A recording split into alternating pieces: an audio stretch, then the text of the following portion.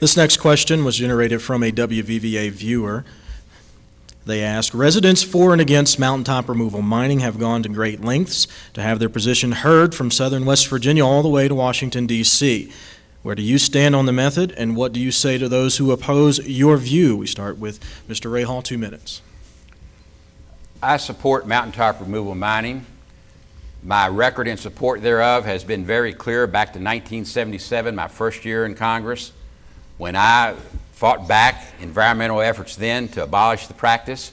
As in any legislative process, a compromise was necessary. We had a give and take. The industry agreed back then that they would, before posting their bond, agree to put the land in better post-mining uses. That is, the infrastructure in place for development projects, such as we're trying to do at the Industrial Ridge project, where the intersection of King Coal Highway and Coalfield Expressway occurs there on the Wyoming-McDowell County line. A very important project for that area, where we've done in other parts of the state where we've built airports, such as in Mingo County. That type of post-mining use of the land we need in the southern part of our state.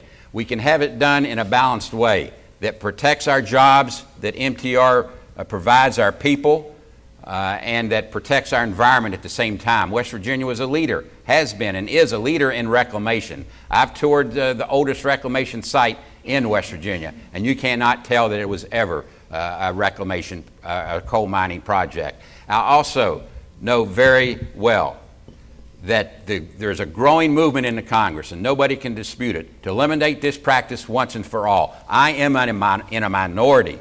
The bill to eliminate mountaintop removal has hundreds of co-sponsors in the Congress, both political parties. But you know what? There's only 2 ways they can get that bill passed. Only 2 ways.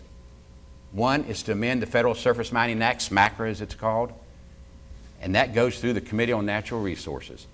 Guess who chairs that committee? Me. The other way is to amend the Clean Water Act. We know the only other way they can do it is to amend the Clean Water Act. Guess what committee that bill has to go through?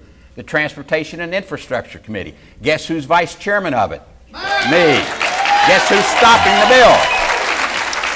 Thank you. Mr. Maynard, 1 minute. You might not know it from the sound of this, but Mr. Rahall and I are friends and have been for many years, and we disagree about many things. But one thing we don't disagree about, I suspect, is mountaintop removal mining. I strongly support the practice of mountaintop removal mining. It has given us much needed flat land. We're building a wonderful new consolidated school in my home county right now on a mountaintop removal site. We have shopping centers and jails and all kinds of development on these sites that have created jobs in southern West Virginia. And the people who oppose this nationally, you know, they're just wrong. Just simply they're wrong. I do disagree with, Mr. Rahall mentioned that he's chairman of Roads and Transportation. I will say this. Vice chairman. Or he's on Roads and Transportation. If I were vice chair of Roads and Transportation, my district wouldn't have the worst roads in the United States. And we wouldn't have the only toll road in the state of West Virginia on the West Virginia Turnpike. I paid those tolls today. We need to take those tolls off, Congressman. 30 seconds. My dear friend, you just finished attacking our deficit spending. You just finished attacking all the money we're spending. Now, you're saying we ought to be spending money on roads. I could not agree with you more on the latter. Come on. Which way is it, Spike? Which way is it? But let me say one thing. I believe in responsibly working with the federal agencies, not out there calling them names and every name in the book. You know, after all, they're human beings like all of us are. So when I have to work with these people, I'm not going to be out there name calling them at the same time. All right. Thank you, gentlemen. This question's to you, Mr. Maynard. And this is a question I think all of us ask about every morning. This was a viewer-submitted question. The tragedy at the Upper Big Branch South Mine and the discussions in the aftermath left a driving question in the hearts and minds of West Virginians and coal-producing states across the country. Would you be in favor of shutting down coal mines that repeatedly violate safety rules? Look, let me be real clear about this. We need to mine all the coal we can mine in central Appalachia and especially in southern West Virginia. But we need to mine that coal responsibly, environmentally responsibly, and most importantly, we need to mine it safely. And that's got to be the first consideration. Frankly, I don't know anybody in the coal business that wants to run an unsafe coal mine. That isn't smart and it isn't profitable. Yes, if you have a coal mine that is being run in an unsafe fashion, I always consider, what would I think if my brother was a coal miner, what would I think if he was working in that mine? So yes, if you have unsafe coal mines, absolutely. If they're proven to be unsafe and they're persistently unsafe, you've got to shut them down until they fix it, and for the safety of the miners that are there. I want to say a little bit about mine safety and how we're doing it today. And I want to say one thing about federal agencies. Mr. Rahall says you don't badmouth federal agencies. Well, I'm going to badmouth, if that's a Southern West Virginia term, and Nick and I both use it, so it is. I have to badmouth the EPA. These people are cruel. They want to abolish 40% of our mining and cost us 4 out of 10 jobs. And what do you say to those families? Those are families you're talking. Those are coal people. Those are coal families. Those people are raising their children on that money. They're paying their bills on that money. That's how they live their West Virginia way of life. That's how they uphold West Virginia values. You take those jobs from those 4 out of 10 Southern West Virginia miners, they will never find equivalent jobs. They can't go to Charlotte and find jobs that make $60,000 or $70,000 a year. And any federal agency that wants to do that is mean-spirited and cold-hearted and cruel. And yes, I will say that.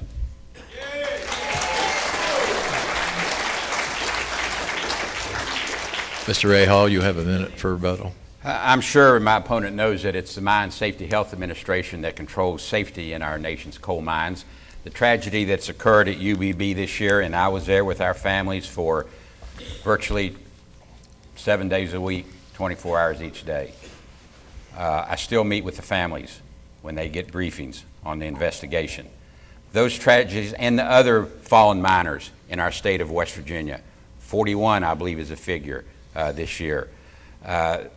These tragedies beg out for justice and for a response, and they cry out for stronger mine health safety laws. It's unfortunate that every mine health safety law on the books, and you go back and look at the record, is written with the blood of our coal miners. And it's taken a tragedy. We need to enforce a pattern of violation system. We also at the same time need to provide an off-ramp so that those responsible coal operators have a way to resolve these violations and get off the POV list. And those that don't should be punished, their mines should be shut, and end of debate. Mr. Maynard. Mr. Maynard, you have 30 seconds. Yep. Again, this is an area where I doubt that Nick, Joe, and I disagree a whole lot. I think we need to mine all the coal we can mine safely, and if we have people who are doing things that are improper, they need to be held accountable. You know, I was a judge for 30 years. I put a lot of people in prison. I believe in holding people accountable when they make a mistake. But, ladies and gentlemen, we've got to focus first, always, on coal mining, on safety. That is, to borrow the slogan from the Ford Motor Company, that's job one in mining coal. But we have to mine coal. Thank you, gentlemen. Stop sign. Our next question is directed towards Mr. Rahall. To start, if elected or re-elected, what will you do on the federal level to help jumpstart construction of the King Coal Highway in Mercer County and the Coalfields Expressway in McDowell and Wyoming counties? 2 minutes. I have been responsible for hundreds of millions of dollars for the King Coal Highway, the Coalfield Expressway, the Shawnee Parkway, Route 10 improvements over between Logan and Man, the most dangerous stretch of highway, $50 million I alone initially got for that highway. These highways are important to transporting not only our people safely and our school children, but they're important for transporting our most important natural resource, other than the coal miner, is our coal. It gets our coal to the markets. And unfortunately, road building in a state like West Virginia is expensive. Look at our terrain. It costs $24 million per mile to build in West Virginia versus a flat state like Florida. I have been successful in protecting the rate of return that West Virginia gets for every $1 that our motorists pay at the gas tax pump. we get back $1.60 from the Highway Trust Fund. Unfortunately, the Highway Trust Fund is bankrupt today. We've been borrowing from general revenues. How do we finance it? My opponent doesn't want to go into further deficit spending. I understand that. So there's many options that we have to look on the table. The president's calling for a $50 billion infrastructure program. Hogwash. The biggest way we can improve our infrastructure and stimulate this economy is to provide for a 6-year robust reauthorization of the Intermodal Surface Transportation Act. That is the way we get jobs, not only in the short term, but in the long term, because that perhaps is a failing of the stimulus package. It does not provide the long-term, permanent jobs that we need. But we know infrastructure is important, and we know that we have to address it at the federal level. There's not enough money for the state to do it alone. Many of these groups that support these highways have joined with me, and it's not like it's a conflict one against the other as it used to be decades ago. Another example of where I know how to work with both parties, I might add, and regardless of who controls the Congress, because we've been successful even when my party has been out of control in providing money for these highways asked in the question. Mr. Maynard, 1 minute. We had an $800 billion stimulus package, and they spent money on, you can look on the internet and see some of the nonsense, foolish things they spent money on, and we didn't get $1, not $1 for the King Coal Expressway. We didn't get $1 for the Coalfields Expressway. Why didn't we get $1 or $50, or why didn't we get any money in any of the stimulus packages? We got enough money to create 2,000 jobs in China to build windmills, as I told you earlier, but no money for southern West Virginia. And I would also ask Mr. Rahall, who's been borrowing the money from the Federal Highway Trust Fund? Who's been taking that money out of that trust fund? That trust fund's what we build highways with. It's where our gasoline taxes go. And we need that money in West Virginia, and why isn't it there today? Who's been the shepherd of those monies? I would just say this about these highways we've mentioned. I just like to drive them in my lifetime, and I just don't see that happening with the present leadership in Washington, D.C. Yeah. 30 seconds, Mr. Rahall. My opponent is senior to me in years, I will grant, which means that he's not going to achieve the seniority that I have achieved in the Congress, being vice chairman of the Transportation and Infrastructure Committee. Now, anybody who thinks these roads are going to be built with somebody else in office is living in la-la land. Let's be honest about it. It takes time to build these highways. And I'm not going to promise you it's going to be built in my lifetime. I'm not up here making promises. I'm not up here saying elect me and we'll get it done because the guy that's in there can't get it done. But that stimulus package, let's not forget, my friends, 95% of it was a tax cut for the middle class of this country. 95% of it was a tax cut. That is spending our money wisely. Thank you.